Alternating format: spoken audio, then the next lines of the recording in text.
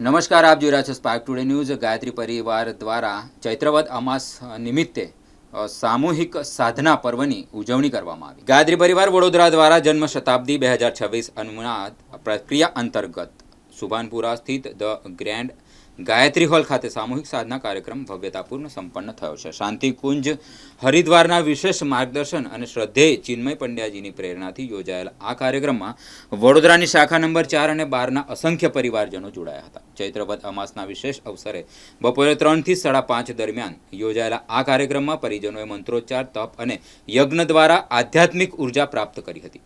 ઉપવસ્ત્ર ધારણ કરી શિસ્તબદ્ધ રીતે જોડાયેલા સાધકોમાં સામૂહિક શક્તિના દર્શન કરાવ્યા હતા। ગાયત્રી પરિવારના સંચાલકોએ આ સાધના પ્રવાહને વિશ્વ કલ્યાણ અને આત્મશુદ્ધિ માટે અત્યંત મહત્વનો ગણાવ્યો હતો।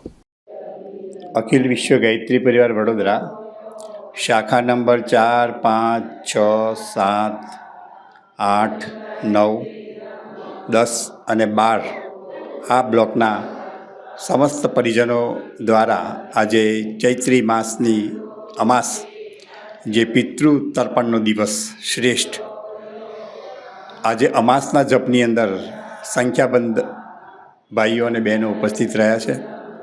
બસ એક લક્ષ્ય છે કે મનુષ્યમાં દેવત્વનો ઉદય અને ધરતી પર સ્વર્ગનું અવતરણ।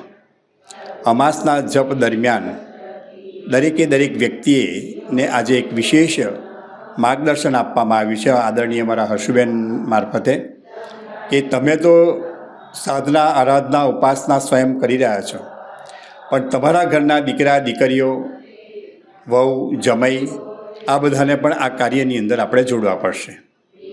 અને એનું વિશેષ સુંદર માર્ગદર્શન આપતા અહીંયા પધારેલા દરેક પરિજન ભાઈઓ બહેનોએ પોતાના દીકરા દીકરીઓને આ કાર્યની અંદર જોડવા માટેનો સંકલ્પ લીધો છે।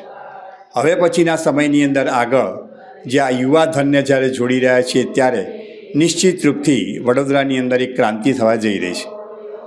અખિલ વિશ્વ ગાયત્રી પરિવાર શાંતિકુંજ હરિદ્વાર તરફથી પણ એક વિશેષ સંદેશ છે કે આવનાર સમયની અંદર એક વિશેષ આયોજનો થવા જઈ રહ્યા છે।